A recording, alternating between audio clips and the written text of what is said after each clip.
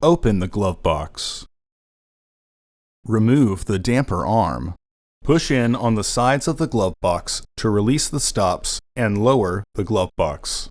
Pinch the tabs on the side of the housing and remove the housing door. Remove the filter tray. Remove the old filter from the tray and insert your new filter. Our filters and most aftermarket filters will use what is called an airflow indicating arrow, which should be pointed down. Toyota OE filters use basic directional arrows, which is why the housing cover says up. Reinstall the filter tray. Partially close the glove box to re-engage the stops. Reinstall the damper arm. Close the glove box. Order your parts today at filterheads.com.